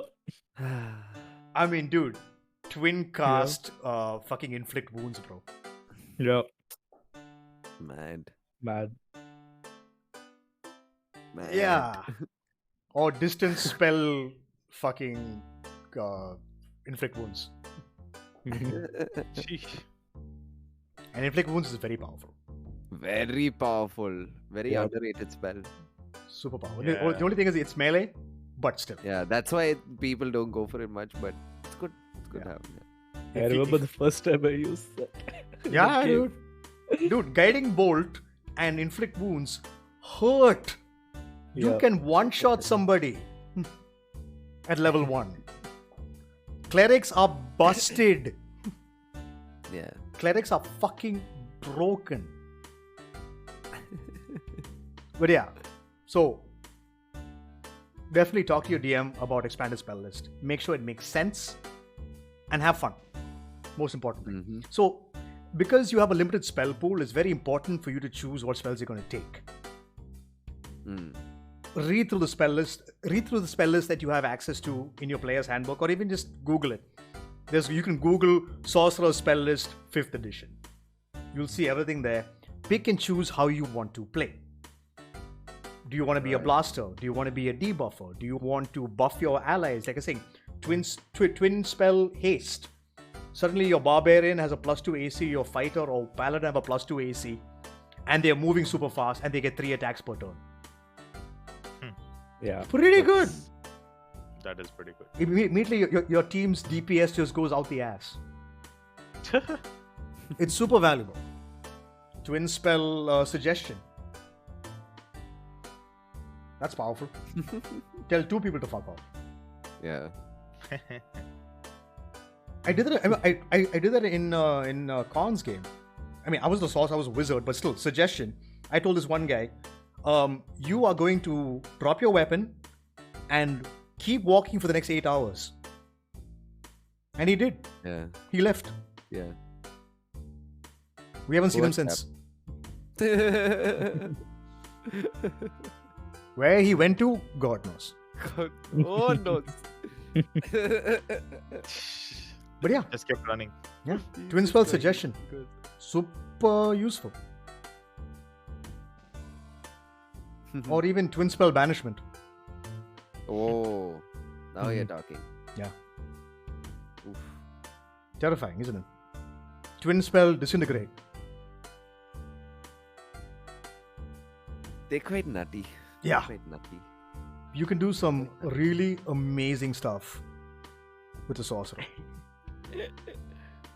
But again, it's super tied to what you want. How do you want to play this character? Mm. Yeah. That's like that's the only thing I'd say is like the fuck up. Bit of a learning Once you're locked curve. in, you're locked in. Exactly, yeah. A bit of a learning curve. But once you know how everything works, then your ability to do some amazing stuff comes through. Mm. Pretty fun. Pretty cool. So, play one, guys. 10 out of 10 would recommend. Sorcerer today. Yeah. 10 out of 10 would recommend. And here's the thing. Here's a fun thing you can do as well. Let's say you get a wand of fireballs. You can still quicken a fireball because you're using the item to cast fireball.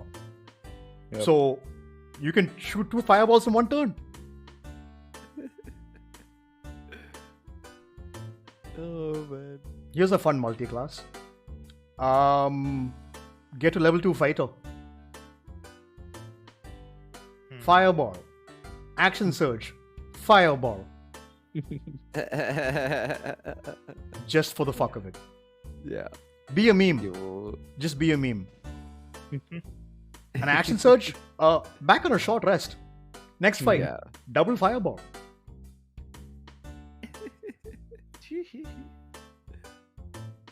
Go crazy. This is the most easily memed. Actually, no. Warlock's the most easily memed. Sorcerer is the second most easily memed character that you can play in D&D. And they're super fun. Read through your meta magic options. Like I was saying, when we hit Tasha's, there are even more meta magic options given to you, which can make for some really fun stuff that you can do. Extended spell, always useful. I mean, extend fucking 8, bro. Yeah. Pretty good. Extend Hero's Feast. I mean, you can't. Technically, you can't cast it, but then Actually, no. If you Divine Soul, you get Hero's Feast. Hero's Feast. Pretty good. Beacon of Hope. Pretty good. Bless. Bane. All these buffs and debuffs, you can extend the duration of it. Polymorph. 2 hours.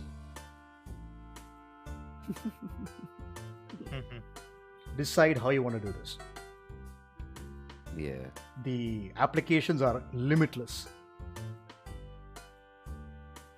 Actually, this is a class where creativity is super useful. So pick your spells carefully, be creative, have some fun, and pick wild magic. If you're using the player's handbook, go wild magic. Trust me, you will not regret it. Unless you fireball yourself, then well, fuck. Well, hey, that's wild magic. Deal with it. Yeah. But like I said, the negatives, very if you back to the list, negatives wise, very few of them. Very few. Very few. Most are mundane and some are like, oh my god, amazing. But other than that, yeah, you're perfectly fine. Don't be scared. Play wild magic. You will have fun. Trust me. It could be the most dire circumstance. Suddenly, a unicorn shows up. Yeah. You're just like, fuck. Or a Roomba shows up and starts cleaning the floor. Shoveling up blood or whatever's on the floor. While you're in the middle of a brutal fight, you're fighting against the BBEG. It's a fucking shadow dragon and you're fighting it, and this little Roomba's like going on the ground. Bumps against your foot. Yeah. It's dumb, but it's fun. It can immediately like offset any tension for a second and give everyone a good laugh. Suddenly there are fucking flower petals and butterflies everywhere. Or you turn into a potted plant. You know, it's just so bizarre. Or randomly you cast banishment and you also get banished. So all three of the person you banish and you are in the same plane of existence. And you're just like, well, shit. Ain't that sad? Yeah. Could be fun. Or sad? No, it's always fun. Yeah, it is fun actually. Chaotic magic sounds like a lot of fun. Yeah, Yeah. it is. It is. Hey, Twin Spell Blight. Empower that. But That's a lot of damage. That's a lot of damage. Nice. But yeah. Any questions? Or anything to add, gentlemen? No, I think we You covered covered everything. everything. Yeah. Yeah. yeah. So yeah. This is quite a long episode also. Yeah. Yes, sir. Because there's so much to go through. So much, yeah. But yeah, guys. So thank you. Whoa, excuse me. I'm so full of gas. Oh, yeah. Okay, gas bag. Yeah. 100% gas bag. But yeah, so thank you guys all so much for watching. As per usual, our socials are there on the image. At House of Grim for me. At Connorboy24_TV for Conrad. Those are both our Instagram handles. You can follow me here on Twitch, of course, at House of Grim. And for Conrad, hit him up at twitch.tv/Connorboy24. As you can see, it's there in the chat. Throw him a follow, throw him a sub, help him with his streaming career. Help me. Help me this.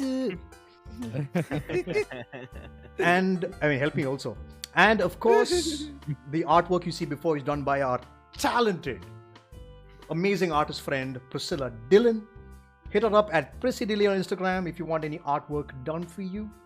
She's supposed to be streaming, but she doesn't, which is kind of sad, but you know, whatever. She's a phenomenal artist. 10 out of 10 would recommend to talk to her about anything you might need. Do you boys want to plug anything? No, I'm good. Yeah, good. Okay. So thank you guys all so much for watching, and I'll catch you guys later. So from us to all of you, till next week, where we will cover the Warlock. Roll for initiative. See you guys.